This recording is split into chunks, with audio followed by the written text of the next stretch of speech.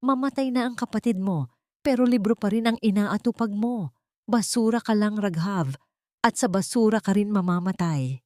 Ang boses ni Tia Nena ay tila isang matalim na kislap ng kidlat na gumuhit sa gitna ng madilim at mabahong barong-barong sa payatas. Sa ilalim ng andap-andap na liwanag ng isang upos na kandila, maingat na nililinis ni Raghav ang huling ilang butil ng bigas na nakuha niya mula sa pangangalakal kaninang umaga. Ang kanyang mga daliri na puno ng sugat at uling ay nanginginig habang pilit na tinatanggal ang mga maliliit na bato upang may maisaing para sa kanyang kapatid na si Maya. Sa tabi niya, nakapatong ang isang lukot na sobre, ang scholarship letter na nagsasabing isa siya sa mga napiling lalahok sa International Math Olympiad sa London. Ito ang kanyang pag-asa, ang tanging tiket nila palayo sa mundong ito na amoy bulok na basura at desperasyon. Ngunit bago pa man niya madampot ang basong may lamang tubig, isang marahas na kamay ang humablot sa sobrang iyon. Nanigas ang buong katawan ni Raghav nang makita ang nanlilisik na mga mata ni Tia Nena. Ang amoy ng alak at sigarilyo ay humalo sa alingasaw ng paligid. Walang ano-ano, pinitas ng matatandang kamay ang papel at itinapon ito sa labas. Diretso sa madilim na putikan na bunga ng walang tigil na pag-ulan. Basura iyan, Raghav. Gaya mo, gaya ng nanay mong iniwan kayo sa akin para maging pabigat. Ang asar na dagdag ng matanda habang kinukuha ang maliit na lata kung saan itinatago ni Raghav ang kanyang iilang barya. Ito ang kailangan ko. May utang pa ako sa tongits. Huwag mo akong dramahan ng tungkol sa London dahil kahit sa airport, hindi ka papasukin sa itsura mong yan. Napako ang paningin ni Raghav sa putikan sa labas. Ramdam niya ang panunuyot ng kanyang lalamunan. Tila may isang malaking bara na hindi niya mailunok. Hindi siya sumagot. Hindi siya lumaban. Alam niya ang bawat linya ng gaslighting ni Tia Nena, ang utang na loob na kailanman ay hindi mababayaran. Ang kasalanang ipinamumuko ka sa kanya sa bawat oras na humihinga siya. Ang bawat salita ay tila isang karayom na unti-unting itinutusok sa kanyang puso. Dahan-dahan, ngunit malalim. Naririnig niya ang bawat patak ng ulan sa butas-butas na yero, ang tunog ng tubig na tumatama sa mga plastik na sako sa paligid ay tila bilang ng nalalabing oras ng buhay ni Maya. Ang kanyang mga kamay ay nanlamig, habang ang kanyang paningin ay nagsisimulang lumabo dahil sa nagbabadyang mga luha na pilit niyang pinipigil. Sa kabilang sulok ng silid, narinig niya ang mahina at nanunuyot na ubo ni Maya. Ang bawat ubo ay isang paalala na habang nangangarap siya ng mga bituin sa London, ang lupang kinatatayuan niya ay unti-unti na silang nilalamon. Pinulot ni Raghav ang nahulog na sandok. Ang kanyang mga daliri ay humigpit dito hanggang sa mamuti ang kanyang mga kuko. Ang sakit ay hindi na lamang nasa kanyang isipan. Naramdaman niya ito sa bawat hibla ng kanyang kalamnan. Isang uri ng pamamanhid na nanggagaling sa sobrang hapdi. Tumingin siya sa kanyang mga palad na puno ng uling. Ito ba talaga ang itinakda para sa kanya? May karapatan ba ang isang batang nagmula sa bundo-bundok na basura na mangarap ng isang mundong malinis at maayos? O sadyang ang mga pangarap ay para lamang sa mga taong hindi kailangang pumili sa pagitan ng pambili ng gamot at ng isang pangarap na abot langit? Hanggang kailan kailangang mabulok ng kanyang kaluluwa bago siya tuluyang makalaya sa tanikalang ito ng kahirapan at kalupitan? Isang tanong ang nanatiling umaalingaw-ngaw sa kanyang isipan habang nakatingin sa nilalamon ng dilim na scholarship letter. Kung ang katalinuhan ay isang biyaya, bakit tila ito pa ang nagiging mitya ng kanyang pinakamabigat na parusa? Hindi sapat ang luha para linisin ang putik sa pangarap na minsan nang nayurakan. Dahan-dahang lumabas si Raghav sa ilalim ng ulan. Binaliwala ang bawat patak na tumatama sa kanyang manipis na katawan. Lumuhod siya sa malamig at malagkit na putikan. Ang kanyang mga daliri ay nagkanda kaugaga sa paghahanap sa basang papel na itinapon ni Tiyanena. Nang mahawakan niya ang scholarship letter, tila may kuryenteng gumuhit sa kanyang braso. Mabigat, marumi, at punit ang gilid. Ngunit naroon pa rin ang mga salitang magdadala sa kanya sa London. Maingat niya itong ipinasok sa loob ng kanyang kamiseta. Idinikit sa kanyang dibdib upang madama ang init ng kanyang huling pag-asa. Pagbalik niya sa loob, sumalubong sa kanya ang nanlalabong mga mata ni Maya. Ang kanyang kapatid ay nakasandal sa dingding na gawa sa pinagtagpi-tagping plywood. Ang kanyang paghinga ay may kasamang huni na tila isang sirang plaka. Sa bawat pag-angat ng balikat ng bata, tila may kung anong kumukurot sa bituka ni Raghav. Alam niyang wala na silang gamot. Alam niyang ang perang kinita niya kanina ay nasa bulsa na ng kanyang tiyahin para sa sugal. "Kuya, totoo ba? Lilipad ka na sa ulap?" Mahinang tanong ni Maya.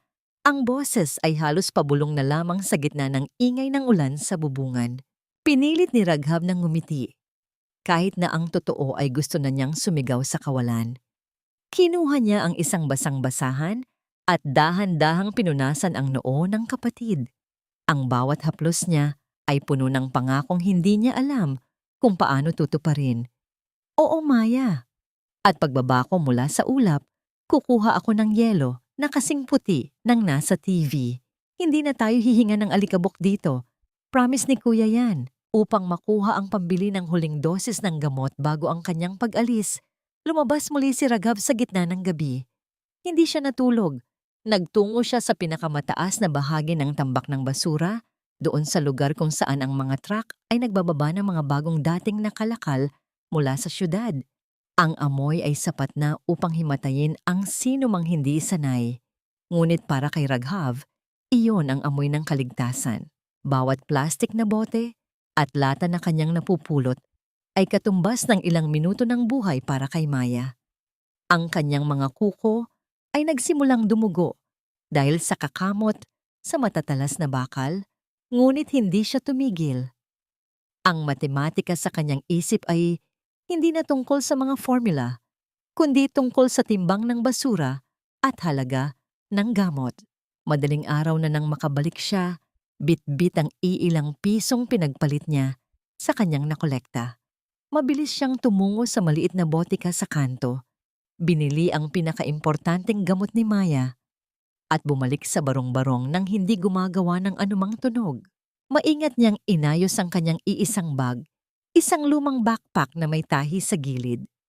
Doon niya inilagay ang kanyang luma, ngunit malinis na polo, ang punit na scholarship letter, at ang isang maliit na ballpen na regalo pa ng kanyang yumaong ama.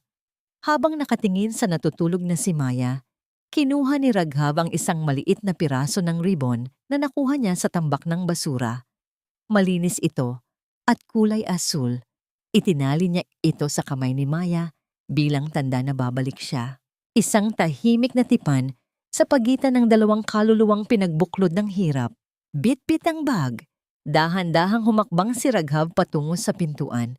Ang bawat baitang ng kahoy ay tila dumadaing sa ilalim ng kanyang paa na tila ayaw siyang paalisin.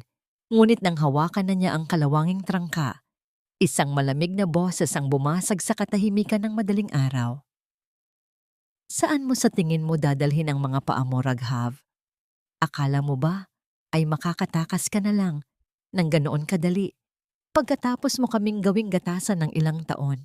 Nanigas si Raghav.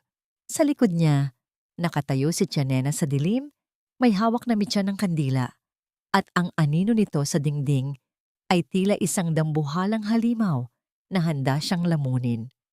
Ang kanyang tiyahin ay nakangisi, at sa kanyang kamay ay hawak niya ang tanging bagay na mas mahalaga pa sa scholarship letter, ang lumang pasaporte ni Raghav na kinuha nito sa taguan.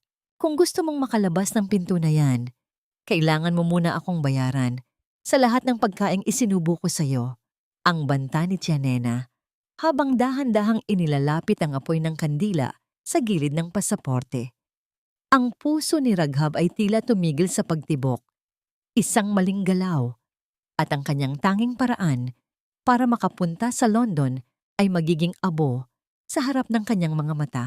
Ang bawat sentimong pinaghirapan ni Raghav sa gitna ng tambak ng basura ay nauwi sa mga palad ni Tiyanena. Sa gitna ng dilim, pinanood ni Raghav kung paano kinuha ng matanda ang kanyang huling pera kapalit ng kanyang pasaporte. Walang lingon-likod siyang tumakbo palabas ng kanilang barong-barong. Bit-bit ang bigat ng pangakong binitiwan niya kay Maya. Ang bawat hakbang niya sa putikan ay tila pag-iwan sa isang bahagi ng kanyang pagkatao, habang ang ulan ay patuloy na naghuhugas sa kanyang luha, ngunit hindi sa amoy ng payatas na tila nakadikit na sa kanyang balat. Pagdating sa paliparan, tumambad kay Raghav ang isang mundong kailanman ay hindi niya inakalang iiral. Ang kislap ng mga sahig na gawa sa marmol at ang lamig ng hangin sa loob ng gusali ay tila sumasampal sa kanyang abang kalagayan. Ang bawat taong nadadaanan niya ay napapalingon.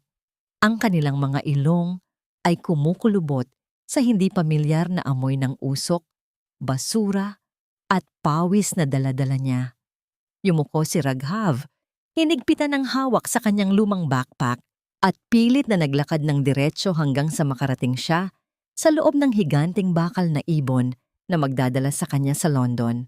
Sa loob ng eroplano, lalong naging malinaw ang guhit na naghihiwalay sa kanya sa ibang tao. Ang kanyang upuan ay nasa gitna ng mararangyang pasilidad ng business class, isang pribilehiyong bahagi ng kanyang scholarship. Ngunit sa halip na ginhawa, masalimuot na kahihiyan ang naramdaman niya. Sa kanyang tabi ay nakaupo ang isang batang lalaki na kasing edad niya, si Julian, na bihis sa kanyang mamahaling jacket at amoy banyong puno ng mamahaling pabango. "Mom, can you call the flight attendant? May kung anong mabaho rito. I can't breathe properly." Ang malakas na reklamo ni Julian, sapat na upang marinig ng mga katabing pasahero.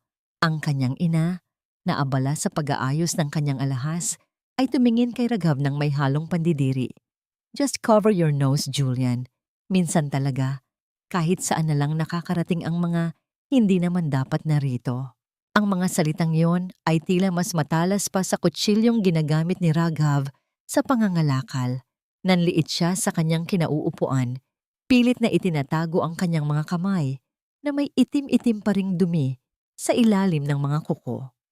Sinubukan niyang isipin ang mukha ni Maya, ang asul na ribon at ang mga numerong nagbibigay sa kanya ng lakas. Ngunit ang lamig ng aircon sa loob ng eroplano ay tila nanunuot hanggang sa kanyang mga buto. Nagpapaalala sa kanya na siya ay isang dayuhan sa mundong ito ng karangyaan. Ipinikit ni Raghav ang kanyang mga mata, sinusubukang huminga ng malalim upang pakalmahin ang kanyang nagkakabuhol-buhol na dibdib. Ngunit sa bawat paghinga niya, nararamdaman niya ang mapanuring mga mata ni Julian na tila binibilang ang bawat butas sa kanyang lumang polo. Ang katahimikan sa loob ng kabina ay nabasag lamang ng mahinang tunog ng mga kubyertos at ang bulong ng mga pasaherong nagtataka kung paano nakalusot ang isang batang amoy basura sa kanilang hanay. Nang pagtitiis, ang pag-upo ng tuwid habang ang kanyang buong pagkatao ay nagnanais na lamang maglaho. Inisip niya ang bawat formula ng matematika na kanyang nakabisado, sinusubukang gamitin ang lohika upang itaboy ang emosyong gustong kumawala sa kanyang mga mata. Sa kanyang isip, binuo niya ang isang equation ng kanyang buhay. Ang hirap ay katumbas ng tagumpay, basta't huwag lamang siyang bibitiw.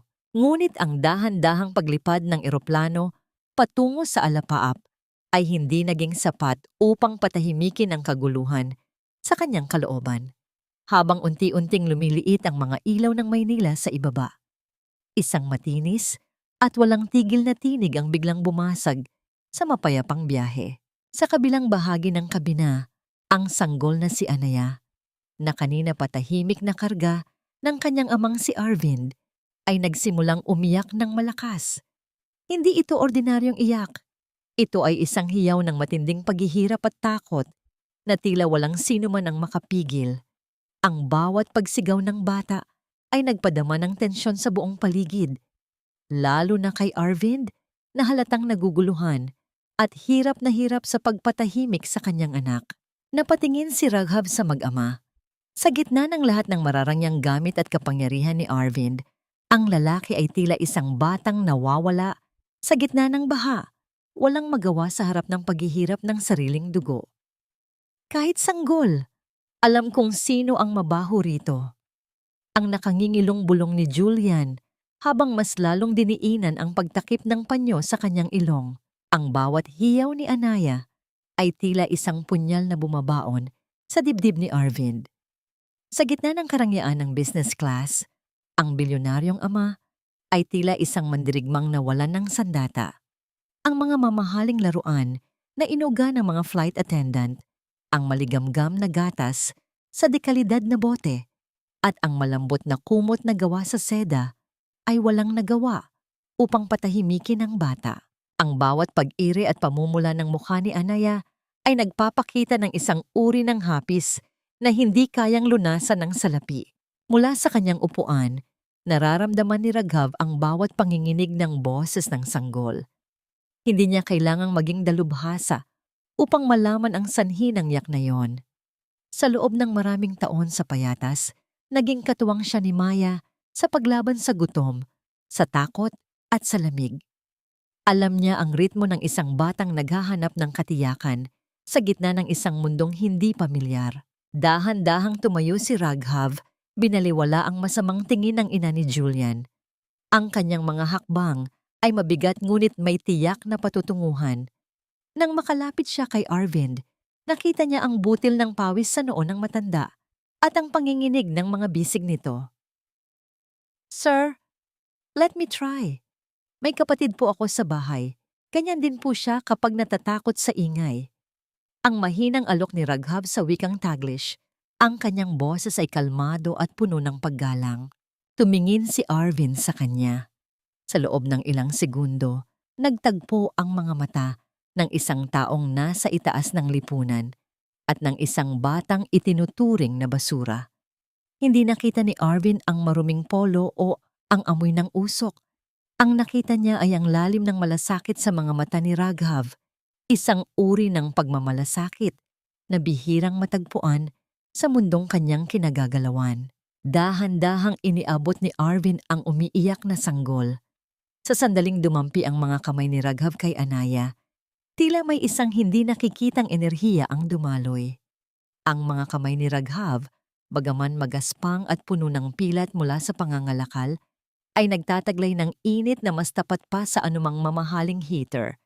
Hindi niya inuga ang bata ng marahas.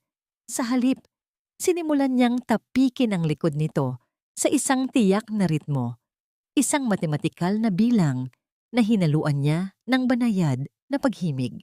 Sinimulan niyang awitin ang isang lumang himig na itinuro sa kanya ng kanyang ina, isang lalabay na madalas niyang gamitin para patulugin si Maya sa gitna ng ingay ng mga truck sa payatas.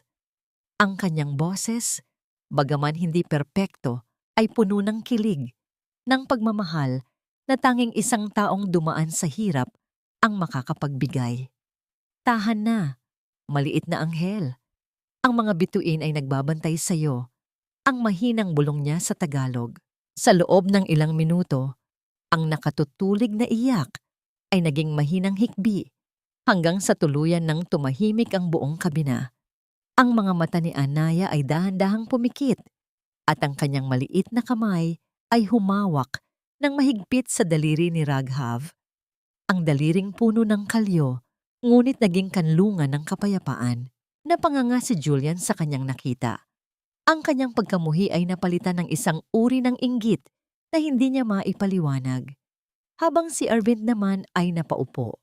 Ang kanyang mga mata ay nanunubig habang nakatingin sa kanyang anak na mahimbing nang natutulog sa bisig ng isang batang itinuring ng iba na basura. "Salamat. Hindi ko akalain na." Ang tanging nasabi ni Arvind. Ang kanyang boses ay gumaralgal sa emosyon. Tumingin si Raghav sa bilyonaryo at tipid ng ngumiti. "Minsan po, hindi kailangan ng mahal na gamit. Kailangan lang po niyang maramdaman na hindi siya nag-iisa sa dilim.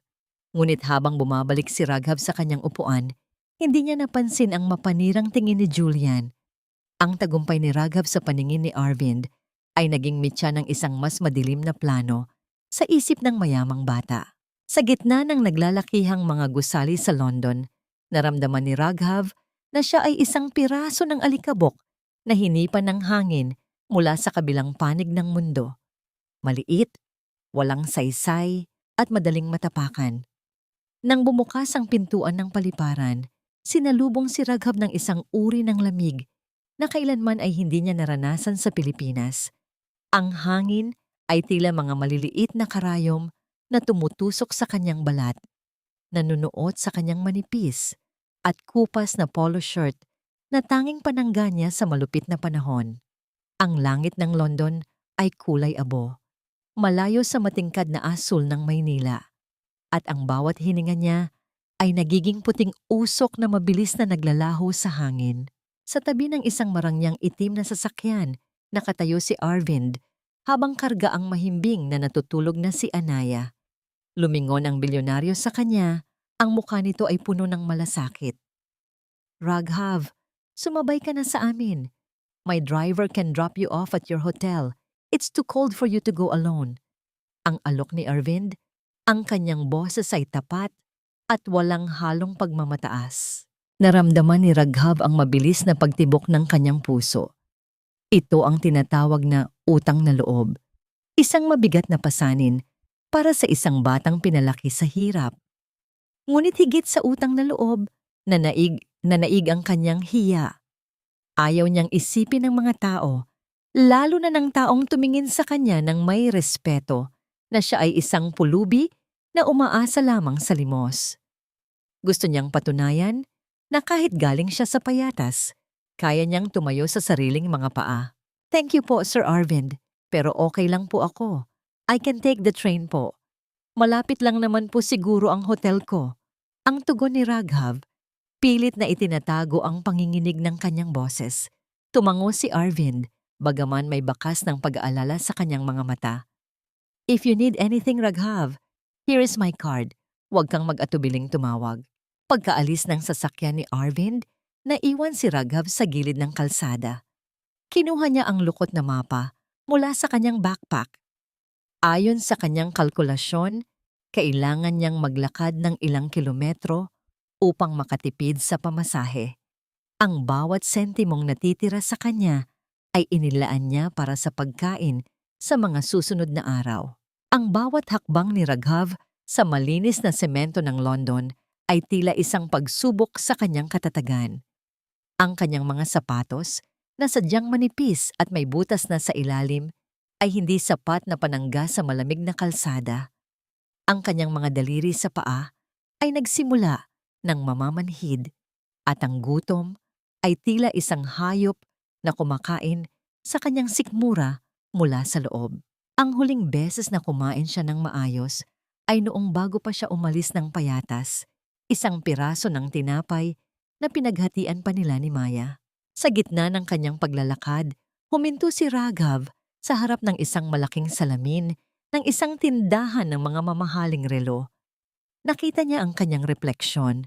Doon, sa gitna ng karangyaan ng London, nakita niya ang isang batang madusing. May mga matang malalim ang lulubog dahil sa pagod, at suot ang isang damit na tila basahan kung ikukumpara sa mga taong naglalakad sa paligid ng katotohanan. Hinawakan niya ang asul na ribbon na nakatali sa strap ng kanyang backpack. Ang kaparehong ribbon na iniwan niya kay Maya. Ang asul na tela ay tila nagbigay ng init sa kanyang naglalabang katawan. Para kay Maya, ang bulong niya sa sarili, ang kanyang mga labi ay nangingitim na dahil sa lamig.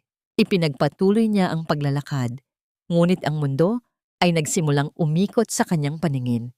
Ang mga ilaw ng lungsod ay tila naging mga numerong nagsasayaw at nagkakabuhol-buhol. Ang bawat formula ng calculus na dati ay malinaw sa kanyang isip ay tila nabura ng matinding pagod at gutom. Narating niya ang harap ng hotel kung saan gaganapin ang kompetisyon.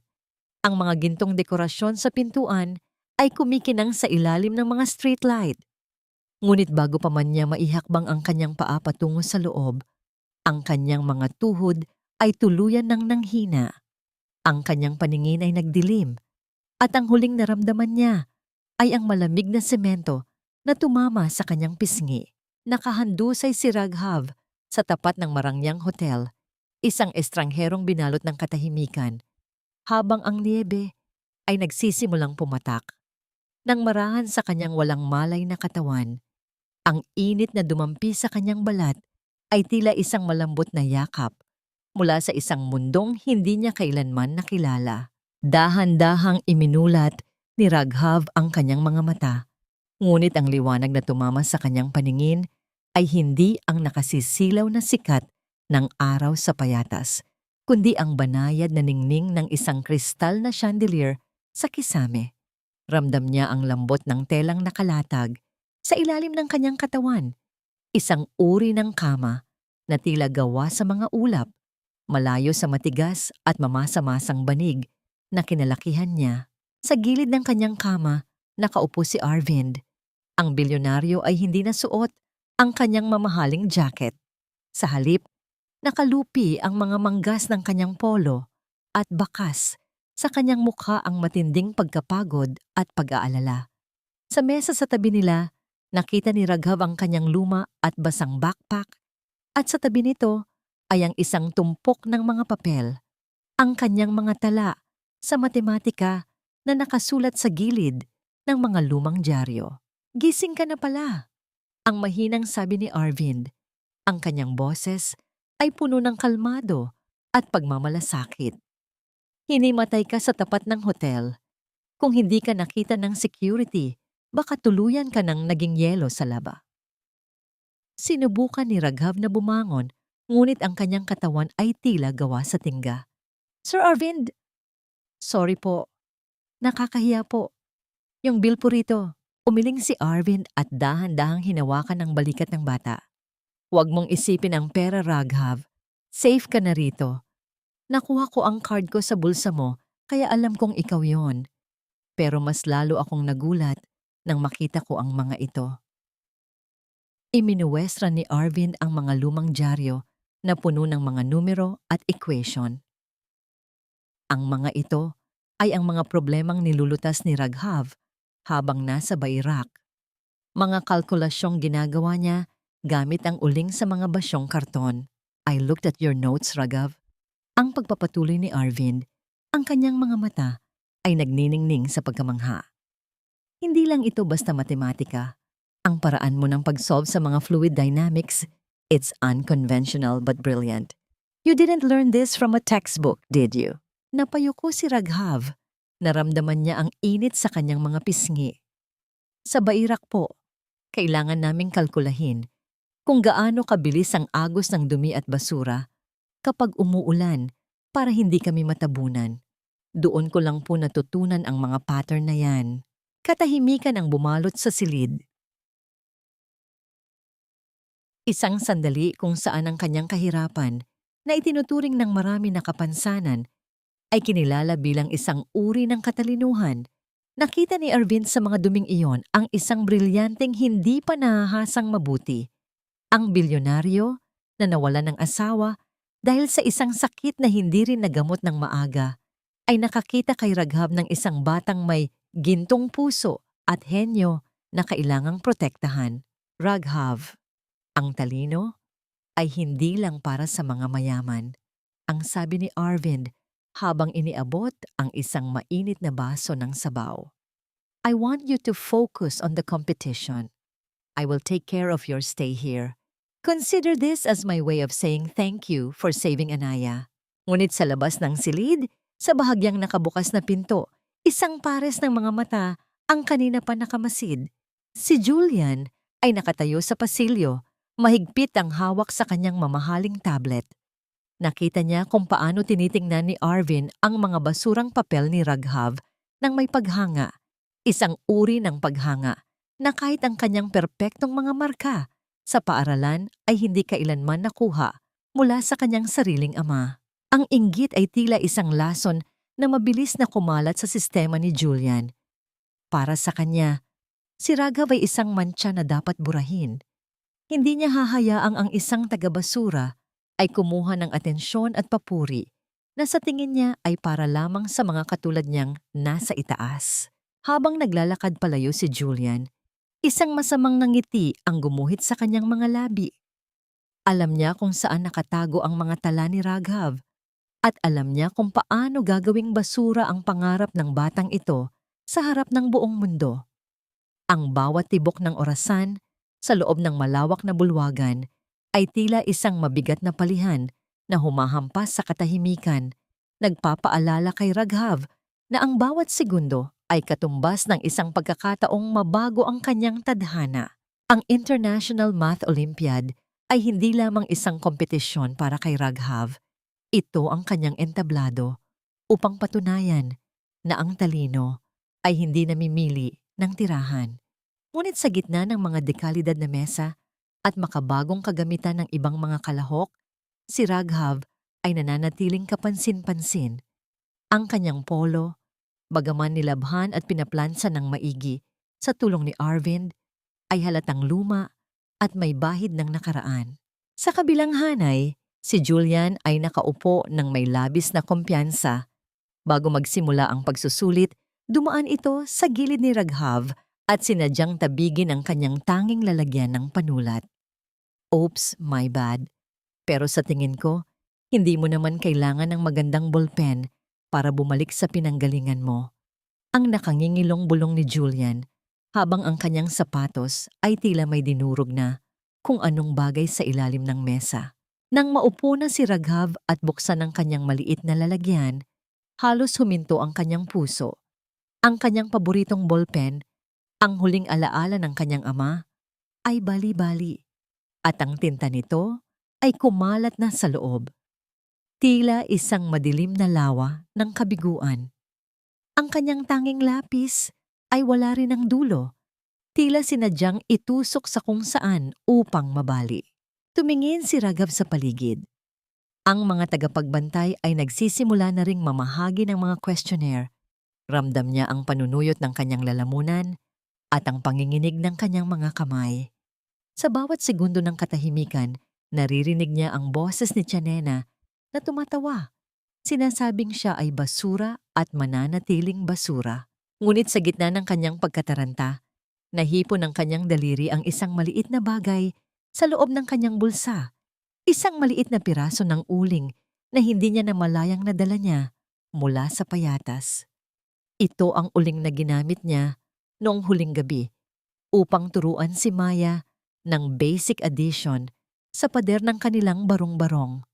Isang sandali ng pagbabalik sa kanyang pinag-ugatan upang mahanap ang lakas. Sa halip na sumuko, kinuha ni Raghav ang piraso ng uling at ang balibaling lapis. Ginamit niya ang talim ng kanyang kuko upang dahan-dahang kayurin ang kahoy ng lapis hanggang sa lumabas ang natitirang lid nito. Nang ibigay ang hudyat upang magsimula, hindi na tumingin pa si Raghav sa kayabangan ni Julian.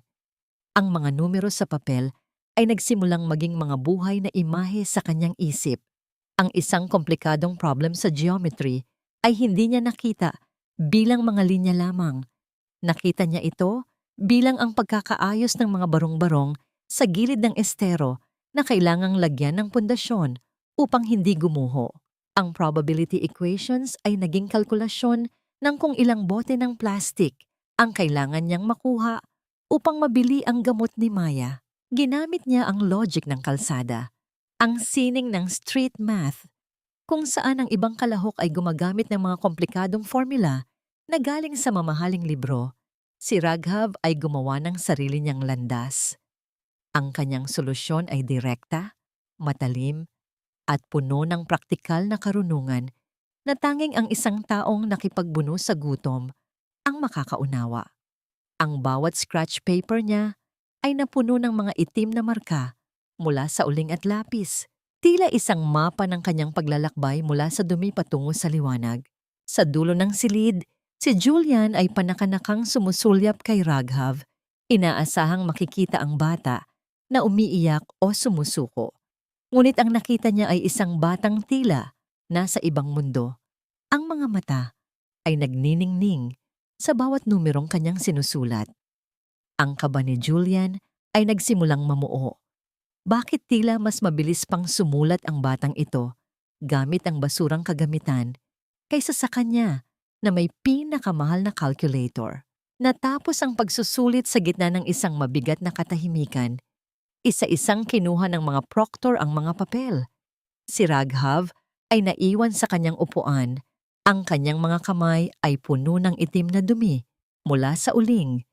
Ngunit ang kanyang dibdib ay maluwag. Nagawa niya ang lahat. Pagkalipas ng ilang oras, ang lahat ay nagtipon sa lobby para sa pag-aanunsyo ng mga pasok sa susunod na round. Ang malaking digital screen ay dahan-dahang nagpakita ng mga pangalan. Ang mga pangalan ng mga kinatawan mula sa China, USA at Russia ay nauna. Pang-10 ang pangalan ni Julian na nagdulot ng malakas na palakpakan mula sa kanyang mga kasama. Ngunit nang lumabas ang pangalan sa pinakataas, sa unang pwesto na may perfect score, ang buong bulwagan ay natahimik. Isang pangalan na walang kaakibat na prestihiyosong paaralan. Isang pangalan na ngayon lamang narinig sa kasaysayan ng kompetisyon. Raghav, Independent Participant, Philippines. Ang bulungan ay nagsimulang kumalat na tila apoy sa tuyong damo. Si Julian ay napaurong, ang kanyang mukha ay namutla, at ang kanyang tablet ay muntik ng mahulog. Ngunit bago pa man makalapit si Arvind upang yakapin si Raghav sa tagumpay, isang opisyal ng kompetisyon ang lumapit sa kanila. Ang mukha ay seryoso at walang bakas ng saya. Mr. Raghav, we need you to come with us to the office immediately. May natanggap kaming ulat tungkol sa isang kaduda-dudang kagamitan na natagpuan sa ilalim ng iyong mesa. Huwag mong isipin na dahil nakuha mo ang pinakamataas na marka, ay kabilang ka na sa amin. Ang isang basurang tulad mo ay mananatiling dumi sa paningin ng batas at ng lipunan. Ang boses ng opisyal ay kasing lamig ng yelo sa labas habang inilalapag niya sa lamesa ang isang maliit at makabagong device. Isang calculator na may kakayahang mag-store ng mga formula, isang bagay na kailanman ay hindi kayang bilhin ni Raghav. Natagpuan daw ito sa ilalim ng kanyang upuan, nakatago sa gitna ng mga itim na marka ng uling na iniwan niya. Ang bawat salita ng opisyal ay tila isang malakas na sampal na nagpabaling sa mundo ni Raghav. Habang nangyayari ang interogasyon, ang kanyang isip ay lumipad pabalik sa payatas. Sa gitna ng tensyon, biglang nag-vibrate ang kanyang lumang telepono sa loob ng bulsa. Isang tawag mula sa Pilipinas. Sa pahintulot ni Arvind na kanina pa nakatayo sa tabi niya at pilit siyang ipinagtatanggol, sinagot ni Raghav ang tawag. Raghav! Wala na ang kapatid mo kung hindi ka magpapadala ng pera ngayon din. Ang boses ni Tiyanena ay pumailan lang, punong-puno ng pekeng taranta at tunay na kasakiman. Isinugod si Maya sa ospital, hirap na hirap huminga. Sabi ng doktor, kailangan ng deposito o ilalabas siya sa ICU. Nasaan na ang premyo mo? Huwag mong sabihing nagpapakasaya ka lang dyan habang namamatay ang kadugo mo. Ang lalamunan ni Raghav ay tila tinutusok ng mga bubog. Ang bawat salita ni Tiyanena ay isang muli ng biyaya na nauwi sa sumpa. Sa isang panig, narito ang mga opisyal na pinaparatangan siyang mandaraya dahil sa isang bagay na hindi naman sa kanya.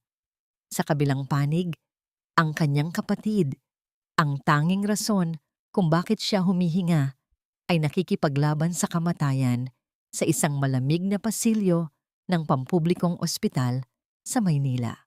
Nararamdaman ni Raghav ang pamanhid ng kanyang mga kamay. Ang asul na ribon na nakatali sa kanyang backpack ay tila naging isang mahigpit na tanikala sa kanyang leeg. Ang bawat pagsusumamo ni Tiyanena ay hindi paghingi ng tulong, kundi isang uri ng blackmail na ginagamit ang buhay ni Maya bilang prenda. Ang sakit ay hindi na lamang nasa puso. Naramdaman niya ang panginginig ng kanyang buong kalamnan, ang panlalabo ng paningin at ang tila paghinto ng daloy ng kanyang dugo, ng kanyang pinakamabigat na pagsubok. Habang ang ibang mga bata ay nag-aalala sa kanilang mga medalya. Si Raghav ay nakaharap sa isang kalkulasyon na walang tamang sagot. Paano mo ililigtas ang iyong dangal kung ang kapalit nito ay ang buhay ng taong pinakamahal mo? Tumingin si Raghav kay Arvind. Ang kanyang mga mata ay nagsusumamo at puno ng luha. Sir, wala po akong ginawang masama. Pero ang kapatid ko, kailangan niya po ako. Sa labas ng pinto, nakita ni Raghav ang anino ni Julian. Ang bata ay nakasandal sa pader. May nakakalokong nangiti sa mga labi habang nakikinig sa kaguluhan sa loob. Alam ni Julian na hindi lang ang medalya ang kinuha niya kay Raghav. Kinuha niya rin ang tanging pagkakataon nito na mailigtas ang kanyang pamilya. Isang mabigat na katahimikan ang bumalot sa silid nang muling magsalita ang opisyal. Dahil sa seryosong akusasyon na ito, kailangang suspindihin ang iyong pagkapanalo hanggat hindi natatapos ang investigasyon. Ibig sabihin, ang anumang cash prize o tulong pinansyal ay hindi mailalabas sa loob ng susunod na 7 araw. 7 araw. Para kay Maya, ang 7 minuto ay maari nang maging huli. Nanlalamig ang mga daliri ni Raghav habang hawak ang telepono. Ang boses ni Tiyanena ay patuloy na umaalingaw-ngaw. Humihingi ng pera. Nawala siya. Isang tanong ang naiwan sa kanyang isipan. Tila isang echo sa gitna ng malawak na kawalan. May halaga pa ba ang pagiging henyo kung hindi mo man lang kayang protektahan ang kaisa-isang taong nagmamahal sa'yo? You think you're special just because you can solve some equations? In the real world, Raghav, power is the ultimate formula. And you are nothing but a variable that can be easily erased. Ang boses ni Julian ay tila isang lason na dahan-dahang gumagapang sa pandinig ni Raghav habang sila ay naiwang mag-isa sa pasilyo ng opisina. Ang bawat salita ng batang mayaman ay punong-puno ng pagmamataas, isang uri ng arrogance na tanging ang mga taong kailanman ay hindi nakaranas ng gutom ang makakapagpakita. Nakasandal si Julian sa pader. Ang kanyang mga braso ay nakakross sa kanyang dibdib habang pinapanood ang panginginig ng mga kamay ni Raghav. Sa loob ng opisina, abala ang mga opisyal sa pag-usisa sa calculator na nakuha. Ang bawat segundong lumilipas ay tila isang mabigat na hakbang patungo sa kamatayan ni Maya. Hindi na naririnig ni Raghav ang ingay sa paligid. Ang tanging umaalingaw-ngaw sa kanyang isipan ay ang huling ubo ng kanyang kapatid na narinig niya sa telepono. Ang math genius ng payatas ay tila isang ibong bali ang pakpak, nakakulong sa isang ginintuang hawla ng London, habang ang kanyang puso ay dahan-dahang nadudurog sa Pilipinas. Nang katahimikan bago ang bagyo. Sa kabila ng matinding pait, hindi yumuko si Raghav. Tumingin siya nang diretso sa mga mata ni Julian. Nakita niya ang takot sa likod ng mga ngisi nito. Ang takot ng isang taong kailangang mandaya para lamang mapanatili ang kanyang trono. Hindi mo kailangang sirain ang buhay ko para lang manalo, Julian. Ang mahinang sabi ni Raghav sa Taglish. Ang kanyang boses ay kalmado, ngunit may talim. Dahil kahit anong gawin mo, alam nating dalawa kung sino ang totoong henyo. At kahit manakaw mo ang premyo ko, hindi mo kailanman mananakaw ang dignidad ko. Tumawa si Julian, isang tawang walang katuwaan. Dignity? Can your dignity pay for your sister's hospital bills? Can it buy you a ticket back to your stinking dump? Poor people and their principles. It's pathetic. Samantala, sa loob ng silid, si Arvind ay hindi tumitigil. Pinagmasdan niyang mabuti ang calculator. Bilang isang bilyonaryo na nagsimula rin sa wala, pamilyar siya sa mga ganitong uri ng laro. Napansin niya ang isang maliit na serial number sa likod ng device. Isang ideya ang biglang pumasok sa kanyang isip.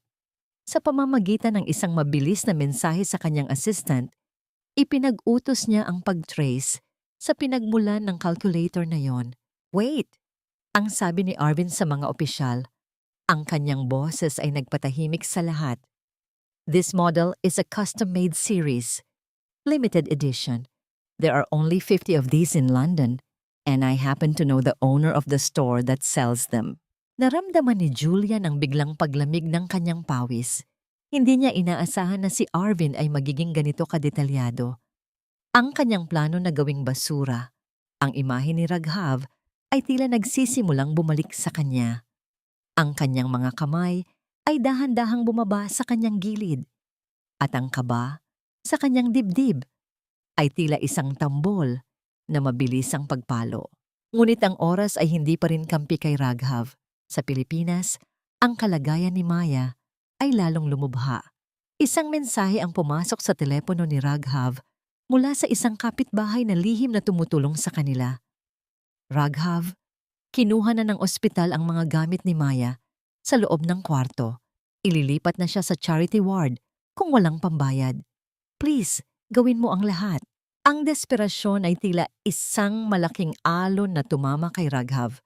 Tumingin siya sa bintana sa naglalakihang gusali ng London at naramdaman ang matinding pagnanais na sumigaw hanggang sa mawalan ng boses.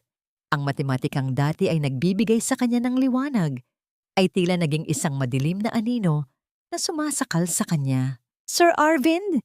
Ang pabulong na pagsusumamo ni Raghav, ang kanyang mga mata ay punong-puno ng pagsisisi at sakit.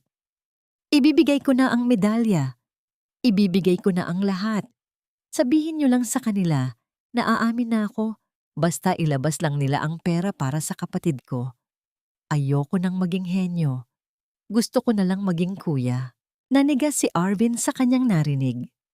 Ang sakripisyong handang gawin ni Raghav para sa kanyang kapatid ay masigit pa sa anumang gintong medalya na maibibigay ng kompetisyong ito.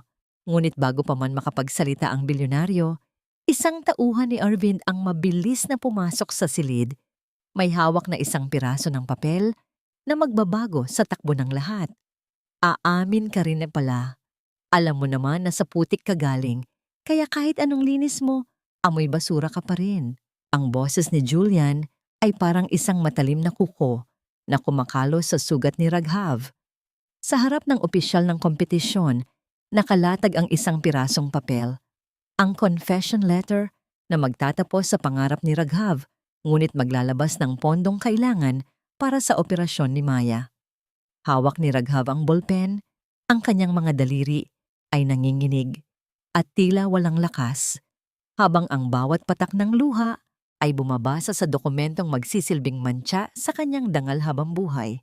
Sa labas ng bintana, ang marangyang tanawin ng London ay tila naglalaho, napapalitan ng imahe ng isang madilim na ICU sa Maynila, kung saan ang kanyang kapatid ay unti-unti nang nauubusan ng hininga. Ang bawat segundong pag-aalinlangan niya ay katumbas ng bawat paghina ng pintig ng puso ni Maya. Handang-handa na siyang pumirma, handang-handa na siyang maging makasalanan sa mata ng mundo, basta't manatiling buhay ang tanging pamilyang mayroon siya. Ngunit bago pa man dumampi ang dulo ng ballpen sa papel, isang malakas na pagbukas ng pinto ang nagpatahimik sa lahat. Pumasok ang assistant ni Arvind. Hawak ang isang tablet na naglalaman ng mga dokumentong mula sa pinakamalaking tech store sa London. "Sandali! Huwag mong pirmahan yan, Raghav!" Ang malakas na utos ni Arvind. Ang kanyang boses ay puno ng awtoridad. Tila isang kuta na biglang humarang sa tadhana. Tumingin si Arvind sa mga opisyal at iniharap ang tablet.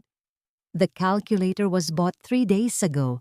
The credit card used to purchase this limited edition device. It belongs to Mrs. Elena Cruz, Julian's mother." Tila tumigil ang mundo para kay Julian. Ang kanyang mapang-aping ang ngiti ay biglang napalitan ng isang anyo ng matinding takot. Ang kanyang balat ay namutla. Tila nawalan ng dugo, habang ang kanyang mga mata ay pabalik-balik sa tablet at sa kanyang ama na kanina pa nakatayo sa kabilang sulok. Ang misty of distrust ay tuluyan ng napawi at ang katotohanan ay lumabas na parang isang malupit na liwanag ng katarungan. Lumapit si Arvind kay Raghav at dahan-dahang kinuha ang ballpen mula sa kamay ng bata. Tumingin siya nang diretso sa mga mata ni Raghav, mga matang punong-puno ng pagsisisi at sakit.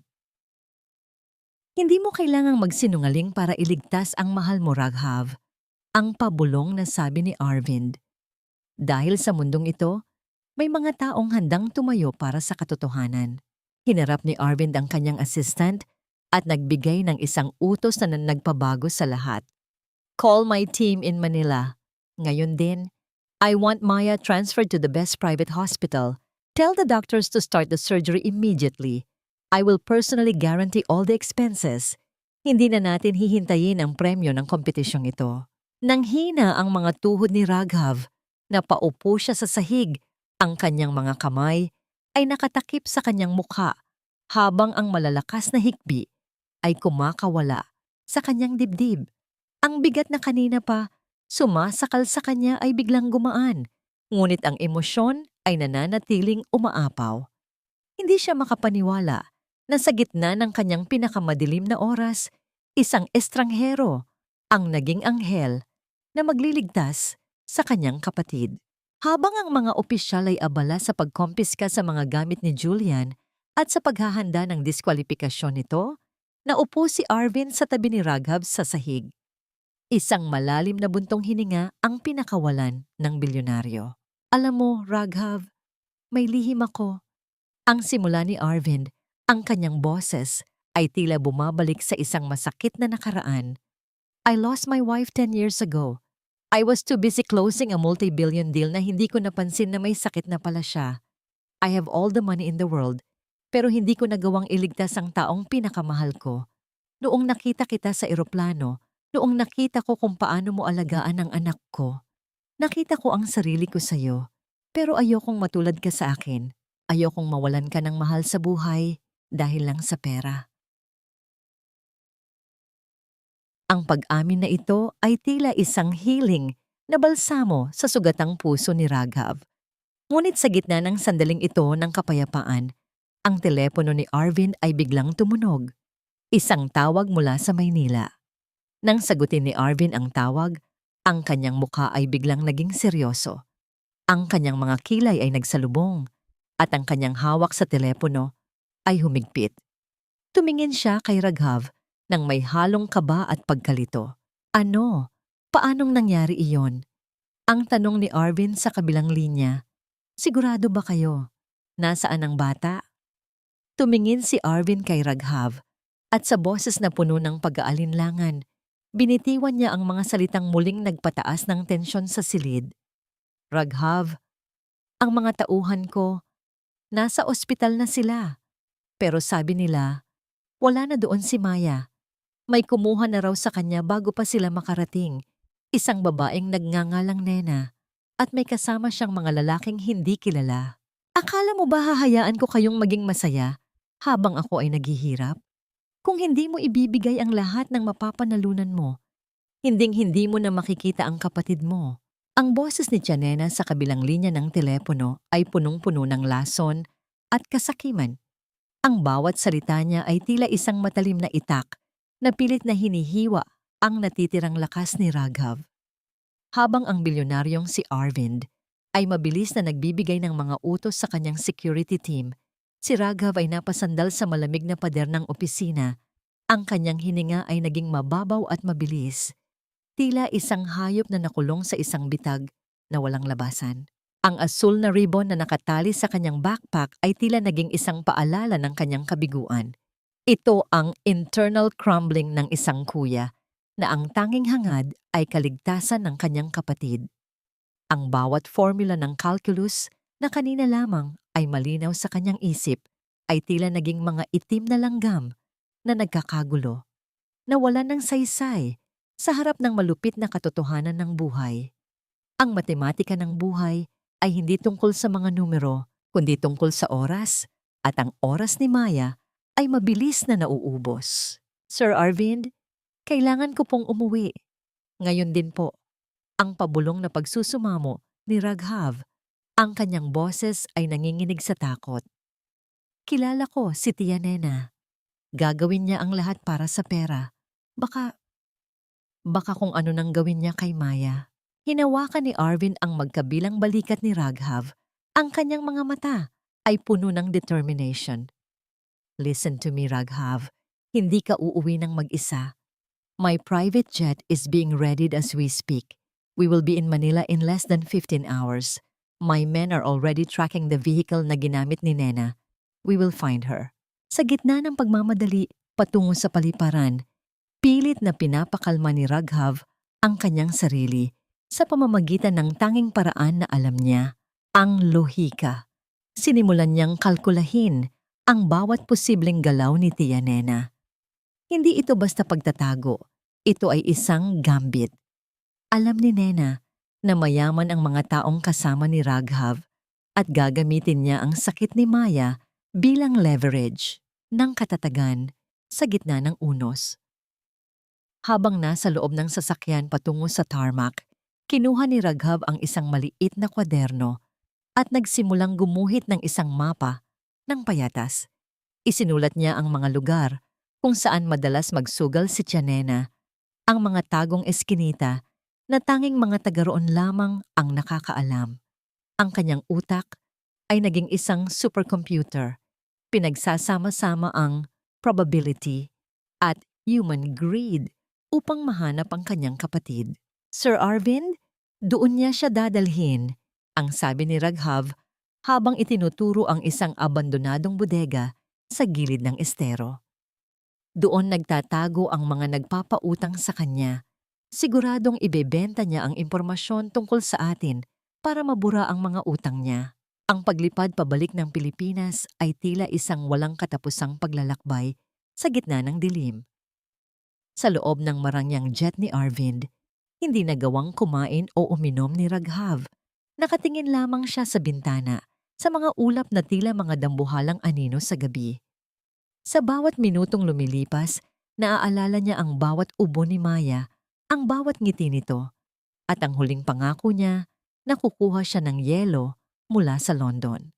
Nang lumapag ang eroplano sa Maynila, ang init at halumigmig ng bansa ay tila isang pamilyar na yakap na may kasamang panganib. Mabilis silang sumakay sa isang convoy ng mga itim na SUV. Ang mga sirena ay hindi na kailangan.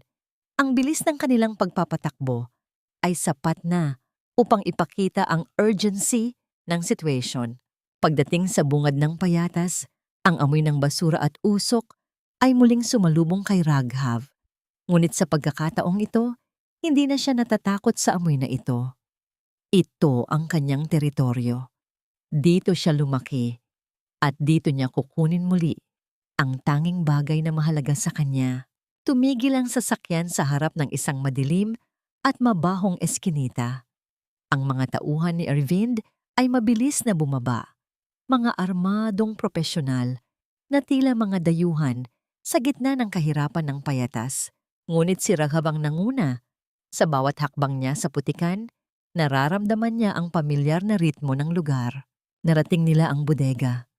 Ang tunog ng mga nagtatawa ng lalaki at ang boses ni Tia Nena na nakikipag-argumento ay narinig mula sa loob.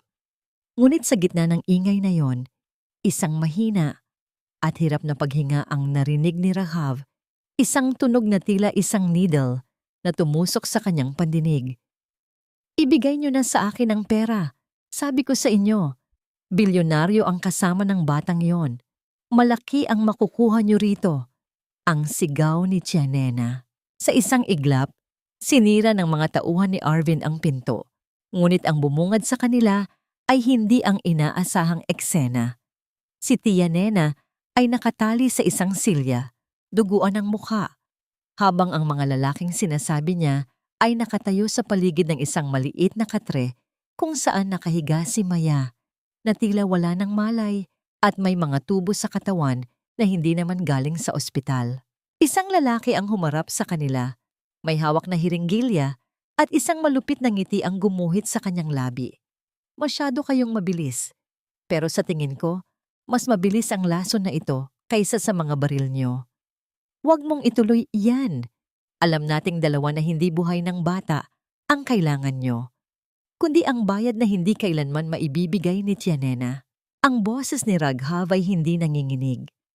Sa gitna ng mabahong bodega, kung saan ang amoy ng luma at kinalawang na bakal ay humahalo sa amoy ng kamatayan, Tumayo ng tuwid ang henyo ng payatas.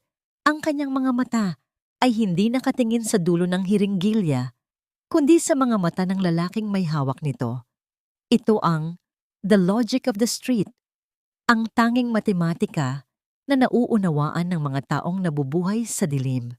Ang bawat hininga ni Maya ay tila isang mahinang pagsusumamo na naririnig lamang ni Raghav.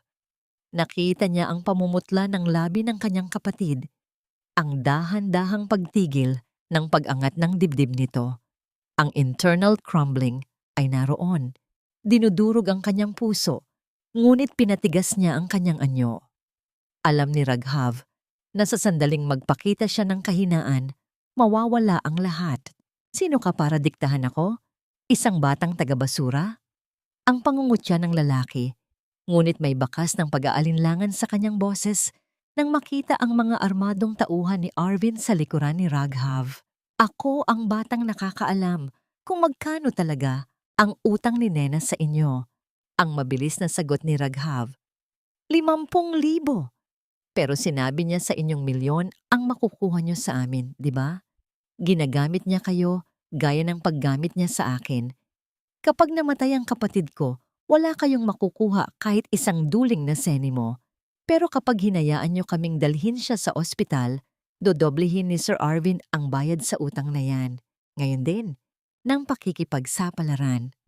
Inilatag ni Raghav ang mga numero, ang matematika ng kasakiman laban sa matematika ng kaligtasan. Tumingin siya kay Arvind at ang bilyonaryo ay tumango. Isang tahimik na kumpirmasyon na ang pera ay walang halaga kumpara sa buhay ng bata. Isang maling galaw at hindi lang pera ang mawawala sa inyo, kundi ang kalayaan nyo. Ang dagdag ni Arvind, ang kanyang boses ay puno ng awtoridad na tila isang dambuhalang pader na gumigiba sa tapang ng mga kidnapper. Dahan-dahang ibinaba ng lalaki ang hiringgilya. Ang katahimikan sa bodega ay nabasag lamang ng mahinang iyak ni Nena na ngayon ay nagsisisi hindi dahil sa kanyang kasalanan, kundi dahil sa takot na mabulok sa kulungan. Sa isang iglap, mabilis na kumilos ang mga tauhan ni Arvind upang disarmahan ang mga lalaki. Si Raghav ay patakbong lumapit sa katre. Kinuha niya ang malamig na kamay ni Maya at idinikit ito sa kanyang pisngi. Maya, gising na. Narito na si Kuya. Pupunta na tayo sa malinis na kwarto. May yelo na tayo, Maya. Ang pabulong na hikbi ni Raghav, ang kanyang mga luha ay sa wakas, ay malayang dumaloy. Bumabasa sa maputlang mukha ng kapatid. Mabilis na binuhat ng mga medik ang bata patungo sa naghihintay na ambulansya. Habang palabas sila ng bodega, lumingon si Raghav kay Nena. Walang galit sa kanyang mga mata, kundi isang malalim na patawad para sa isang kaluluwang nilamon na ng dilim. Dinala mo kami sa basura, Nena, pero ang talino at puso ay hindi kailanman magiging basura. Ang huling-huling sabi ni Raghav bago siya sumakay sa ambulansya. Ang biyahe patungo sa ospital ay tila isang karera laban sa tadhana.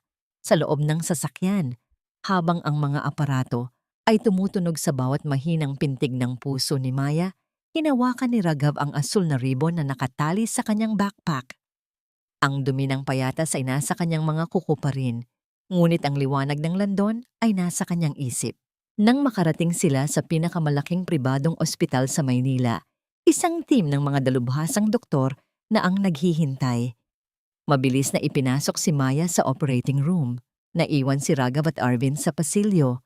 Ang katahimikan ay tila isang mabigat na kumot na bumabalot sa kanila. Nagawa mo, Raghav. Nailigtas mo siya. Ang sabi ni Arvind habang tinatabihan ng bata sa upuan. Tumingin si Raghav sa malaking orasan sa pader. Ang bawat galaw ng kamay nito ay isang paalala ng milagrong kapapanalo lang niya. Ngunit alam niyang ang laban ay hindi pa tapos. Ang operasyon ay ang huling equation na kailangang malutas ng tadhana. Sir Arvind, bakit niyo po ito ginagawa para sa amin?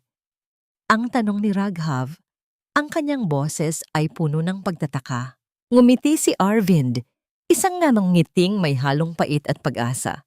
Dahil ang mundong ito ay puno na ng mga taong marunong magbilang ng pera, Raghav, pero iilan lang ang katulad mong marunong magbilang ng halaga ng isang buhay. Sa gitna ng kanilang pag-uusap, ang ilaw ng operating room ay biglang namatay. Lumabas ang pangunahing doktor, tinatanggal ang kanyang maskara at may isang ekspresyong hindi agad mabasa ni Raghav. Ang bawat segundo ng paghihintay sa labas ng pintuan ng operating room ay tila isang buong buhay ng pag-aalinlangan. Nang dahan-dahang tinanggal ng doktor ang kanyang maskara, nakita ni Raghav ang isang maliit na ngiti sa gilid ng mga labi nito.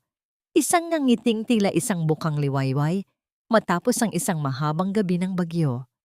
Tagumpay ang operasyon na Raghav. Malakas ang kapit ng kapatid mo sa buhay. She is stable now, ang sabi ng doktor. Naramdaman ni Raghav ang biglang paglambot ng kanyang mga tuhod. Napaupo siya sa sahig. Ang kanyang mga kamay ay nakatakip sa kanyang mukha, habang ang mga hikbi ng kagalakan ay kumakawala sa kanyang dibdib. Hindi ito ang yak ng isang batang talo. Ito ang yak ng isang mandirigmang sa wakas ay nakauwi na mula sa digmaan. Si Arvind, na kanina pa nakatayo sa tabi niya, ay dahan-dahang tinapik ang kanyang likod. Isang tahimik na pagkilala sa katatagan ng bata. Ngunit habang ang liwanag ay unti-unting bumabalik sa buhay ni Raghav, ang dilim naman ay tuluyan ng lumalamon kay Tia Nena. Sa loob ng isang malamig at madilim na presinto sa Maynila, nakaupo ang matanda sa harap ng isang investigador. Wala na ang kanyang pagmamataas, wala na ang kanyang matinis na boses na laging naguutos. Ang kanyang mga kamay ay nakaposas at ang bawat kalansing ng bakal ay tila isang paalala ng bawat pagkakataong ninakawan niya si Raghav ng pagkakataon. Hindi ko naman gustong saktan ng bata. Kailangan ko lang ng pera para sa utang ko. Utang na loob, palabasin niyo na ako rito. Ang pagsusumamo ni Tia Nena, ang kanyang mga mata ay pabalik-balik sa pintuan, umaasang may himalang magliligtas sa kanya. Ngunit walang himalang dumatay. Pumasok si Arvind sa silid, kasama ang isang abogado. Ang presensya ng bilyonaryo ay tila nagpaliit sa mundo ni Tia Nena. Ngunit hindi lang ang kaso ng kidnapping ang dala nila. Sa tulong ng mga pribadong investigador ni Arvind, isang mas madilim na katotohanan ang lumabas. Nalaman namin ang tungkol sa insurance ng mga magulang ni Raghav. Ang malamig na sabi ng abogado. 10 taon mo itong itinago. Ginamit mo ang perang dapat ay para sa pag-aaral at pagpapagamot ni Maya para sa iyong sariling bisyo. Hinayaan mong magdusa ang mga bata sa payatas habang ikaw ay nagpapakasasa sa pera ng mga magulang nila. Tila nawalan ng hangin si Tia Nena. Ang kanyang mukha ay namutla at ang kanyang mga labi ay nanginig. Ang karma ng mapang-api ay hindi na lamang isang salita. Ito ay naging isang malupit na katotohanan na dahan-dahang sumasakal sa kanya. Ang lahat ng kanyang kasinungalingan at gaslighting ay tila naging mga aninong bumalik upang siya ay takutin ng pagbagsak. Nang pumasok si Raghav sa silid, hindi siya nagpakita ng galit. Tumingin siya sa kanyang tiyahin nang may halong patawad na may kasamang matibay na hangganan. Tia Nena, palagi mong sinasabi na basura ako, pero sa huli, ang basura ay hindi ang taong nagmula sa dumi, kundi ang taong ang puso ay puno ng dumi. Ang mahinang sabi ni Raghav, hindi kita ituturing na kaaway. Ituturing kita bilang isang malungkot na bahagi ng nakaraan ko na kailangan ko ng bitawan upang makalakad patungo sa hinaharap. Tumayo si Raghav at lumabas ng silid. Iniwan ng isang babaeng ngayon ay wala ng iba kundi ang kanyang sariling multo. Naririnig pa rin ang mga sigaw at pagmamakaawa ni Tia Nena sa pasilyo, ngunit para kay Raghav, ang boses na yon ay wala ng kapangyarihan. Sa labas ng presinto, ang araw ay sumisikat na sa lungsod ng Maynila. Tumingin si Raghav sa langit at sa unang pagkakataon, hindi niya nakita ang mga numero o mga formula. Nakita niya ang mukha ni Maya na tumatawa, ang amoy ng malinis na hangin at ang pangako ng isang bukas na hindi na kailanman magiging madilim. Sir Arvind, salamat po sa lahat, ang sabi ni Raghav habang nakasandal sa sasakyan. Huwag ka sa akin magpasalamat, Raghav. Nagpasalamat ka na ba sa sarili mo? Ang tanong ni Arvind.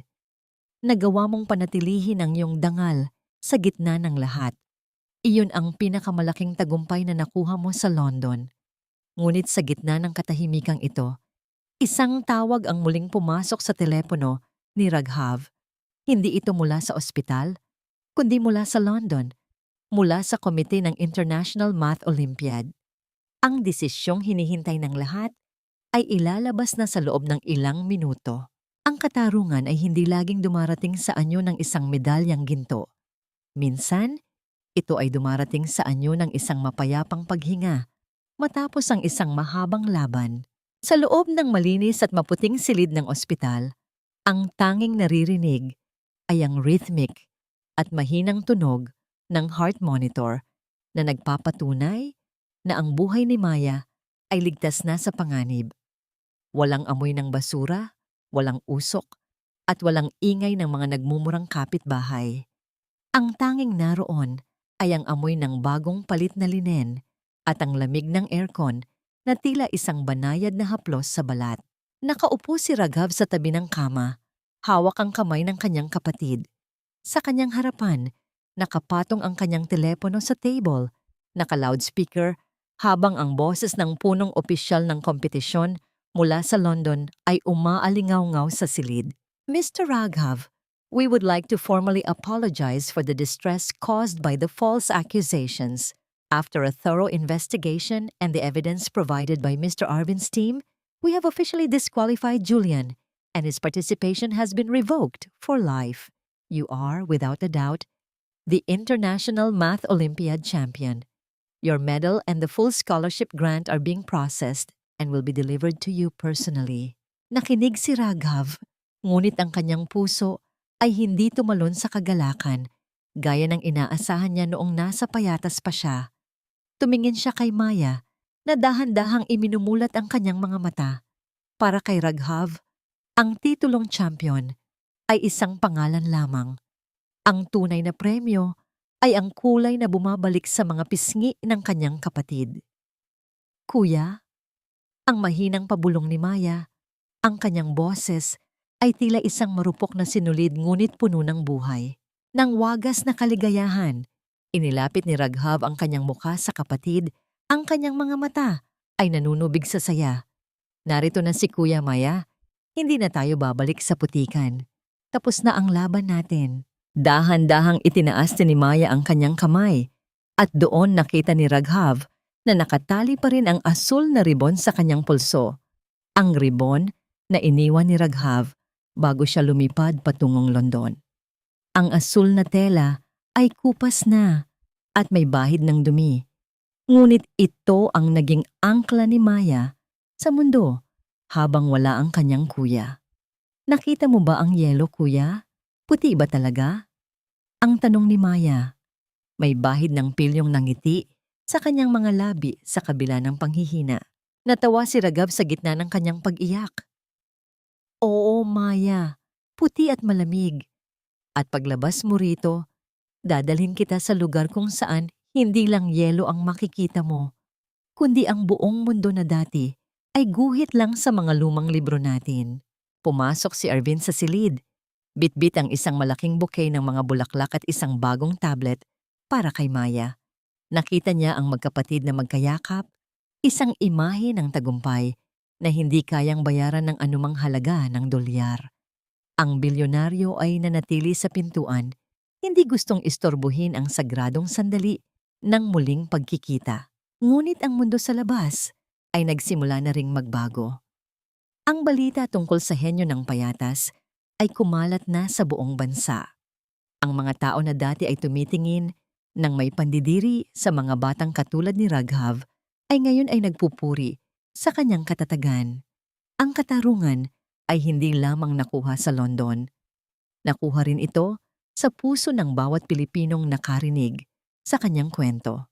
Habang ang sikat ng araw ay pumapasok sa bintana ng ospital, Naramdaman ni Raghav ang isang uri ng kapayapaan na kailanman ay hindi niya naramdaman sa ilalim ng gumuho nilang yero. Ang matematika ng kanyang buhay ay sa wakas ay nagbalanse na. Ang bawat sakripisyo, bawat hapdi at bawat patak ng luha ay may katapat na biyaya. Tumingin si Raghav kay Arvind at tumango ng may malalim na respeto. Sir, gusto ko pong ituloy ang pag-aaral ko. Pero gusto ko rin pong tulungan ang mga bata sa payatas. Ayokong may iba pang Raghav na kailangang pumili sa pagitan ng pangarap at ng buhay ng kapatid nila. Ngumiti si Arvind. Ang kanyang mga mata ay nagniningning sa pagmamalaki. Magsisimula tayo sa isang pundasyon, Raghav. Ang henyo ng Payatas Foundation at ikaw ang magiging mukha ng pag-asa para sa kanila. Ngunit sa gitna ng plano, para sa kinabukasan, isang maliit na sobre ang iniabot ng nurse kay Raghav. Galing ito sa kartero at ang sender ay walang iba kundi si Julian na ngayon ay nasa ilalim ng isang seryosong legal na kaso sa London. Dahan-dahang binuksan ni Raghav ang sobre at ang laman nito ay nagpatahimik sa buong silid. Hindi ako natalo ng mga numero mo, Raghav. Natalo ako ng tingin sa iyo ng tatay ko. Isang tingin na kailanman ay hindi niya ibinigay sa akin kahit gaano pa ako kaperpekto. Ang mga salitang nakasulat sa lihim na sulat ni Julian ay hindi punong-puno ng galit, kundi ng isang malalim at nakapanlulumong inggit. Sa loob ng sobre ay kasama rin ang isang maliit na susi ng locker at ang pag-amin na siya ang naglagay ng calculator. Isinulat ni Julian na sa gitna ng kanyang karangyaan, siya ang totoong pulubi dahil wala siyang taong handang magsakripisyo para sa kanya gaya ng ginawa ni Raghav para kay Maya. Para kay Raghav, ang liham na ito ay hindi na isang banta, kundi isang maling equation na sa wakas ay nahanap na ang kasagutan. Tinupi ni Raghav ang papel ng may halong lungkot.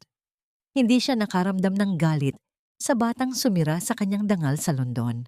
Sa halip, naramdaman niya ang isang uri ng patawad na tanging ang mga taong nakaranas ng tunay na hirap ang makakapagbigay.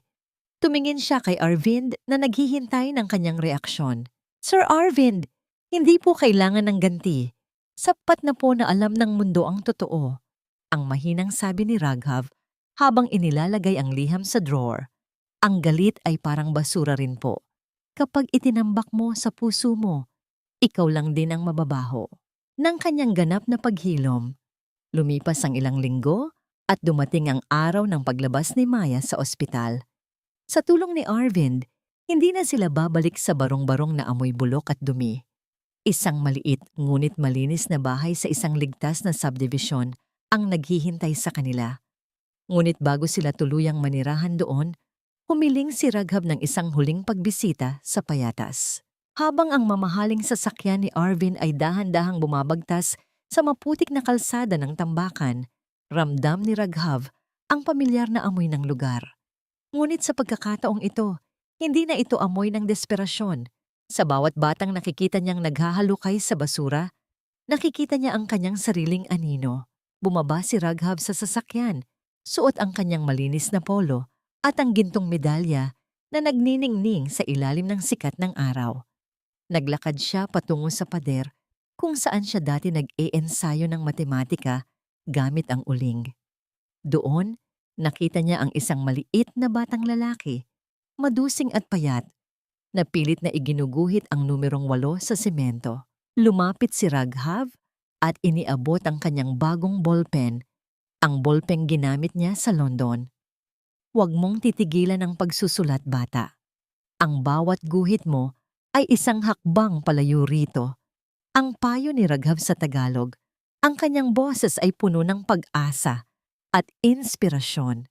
Nang lumingon si Raghav sa kanyang likuran, nakita niya si Maya na nakatayo sa tabi ng sasakyan, nakasuot ng bagong damit at may kulay na ang mga pisngi. Kinawayan siya ng kapatid. At sa sandaling iyon, naramdaman ni Raghav ang ganap na katuparan ng lahat ng kanyang pagsisikap.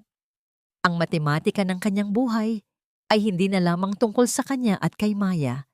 Ito ay tungkol na sa bawat batang nangangarap sa gitna ng dumi. Tara na kuya, may gagawin pa tayong school, di ba? Ang masayang sigaw ni Maya. Sumakay muli si Raghav sa sasakyan at habang dahan-dahan silang lumalayo sa tambak ng basura, tiningnan niya ang kanyang mga palad. Wala na ang itim na dumi ng uling, wala na ang amoy ng payatas, ngunit alam niya na ang puso niya ay mananatiling naroon, hindi bilang biktima, kundi bilang liwanag. Ang liwanag sa payatas ay hindi na lamang isang pangarap. Ito ay isang katotohanang nagsisimula pa lamang mabuo. Habang papalayo ang sasakyan, tila narinig ni Raghav ang bulong ng hangin. Isang pagbati mula sa kanyang mga magulang na sa wakas ay makakapagpahinga na ng may kapayapaan. 5 pang taon ang mabilis na lumipas mula nang huling lumuha si Raghav sa gitna ng tambak ng basura sa payatas. Ang bawat segundo, minuto at oras na dumaan ay tila mga numerong dahan-dahang bumubuo sa isang perpektong equation ng kapayapaan at tagumpay. Sa gitna ng isang maayos at luntiang hardin sa Quezon City, nakatayo ang isang modernong gusali na may malaking karatula. Henyo ng Payatas Learning Center. Hindi ito isang ordinaryong paaralan. Ito ay isang kanlungan para sa mga batang ang tanging puhunan ay pangarap at ang tanging kalaban ay kahirapan. Sa loob ng isa sa mga silid-aralan, makikita si Raghav na ngayon ay isa ng iginagalang na mathematician at pilantropo. Wala na ang uling sa kanyang mga kuko, ngunit ang matalas na kislap sa kanyang mga mata ay nananatili pa rin. Dahan-dahang pumasok si Maya sa silid. Bit-bit ang isang tray ng merienda. Si Maya ay isa na ngayong masiglang dalaga, nag-aaral ng sining, at ang kanyang bawat hakbang ay wala ng bakas ng hirap sa paghinga. Ang asul na ribon na dati ay simbolo ng kanilang pagtitiis ay naka-frame na ngayon sa gitna ng kanilang sala. Isang paalala na ang pinakamadilim na gabi ay laging sinusundan ng bukang liwayway. Kuya, narito na si Sir Arvind at si Anaya, ang masayang tawag ni Maya. Lumabas si Raghav upang salubungin ang taong naging tulay niya sa bagong buhay. Si Arvind ay mukhang mas bata at mas masaya, at si Anaya ay isang malikot na bata na tumatakbo patungo kay Raghav upang magpabuhat. Para kay Arvind, ang pagtulong kay Raghav ay hindi lamang isang utang na loob sa pagsagip sa kanyang anak. Ito ang naging healing para sa kanyang sariling nangungulilang puso. Nakahanap siya ng anak sa isang batang akala ng marami ay basura. Sa kabilang banda, ang balita tungkol kay Tiyanena ay dumarating pa rin paminsan-minsan. Ang matanda ay nananatili sa loob ng kulungan. Unti-unting kinakain ng pagsisisi at kalungkutan. Ngunit sa bawat Pasko, nagpapadala pa rin si Raghav ng mga pangunahing pangangailangan para sa kanya. Hindi dahil kailangan niyang gawin iyon, kundi dahil ang matematika ng pagpapatawad ay ang tanging formula na nagbigay sa kanya ng tunay na kalayaan. Ang pagpapatawad ay hindi para sa taong nagkasala, kundi para sa taong gustong magkaroon ng payapang bukas. Si Julian naman, matapos ang mahabang panahon ng kahihiyan at pagkakakulong sa sariling inggit, ay nagsimulang magbago. Balita ni Arvind na nagtatrabaho na ito sa isang NGO sa London, pilit na itinatama ang mga maling desisyon ng kanyang kabataan. Ang pagkatalo ni Julian kay Raghav ay naging mitya upang matutunan niya ang halaga ng tunay na pagsisikap kaysa sa madayang kapangyarihan. Habang nakaupo sila sa hardin, pinapanood ang paglubog ng araw, naramdaman ni Raghav ang isang uri ng katahimikan na kailanman ay hindi niya naramdaman sa payatas. Ang tanong na dati ay nagpapaluha sa kakanya, kung may halaga ba ang pagiging henyo sa gitna ng dumi, ay mayroon na ngayong maliwanag na sagot. Ang talino ay hindi lamang tungkol sa paglutas ng mga komplikadong problema, kundi tungkol sa paggamit ng puso upang baguhin ang tadhana ng iba. Nahanap na ni Raghav ang kanyang bukas na walang hanggan. Isang buhay kung saan ang bawat numero ay may katapat na ngiti at ang bawat formula ay may katumbas na pag-asa. Ang henyo ng payatas ay hindi na lamang isang bata na nahanap ng paraan para mabuhay. Siya na ngayon ay ang liwanag na nagtuturo sa iba kung paano magningning sa gitna ng kadiliman. Dahan-dahang kinuha ni Raghav ang kamay ni Maya at ngumiti sa kanyang pamilya.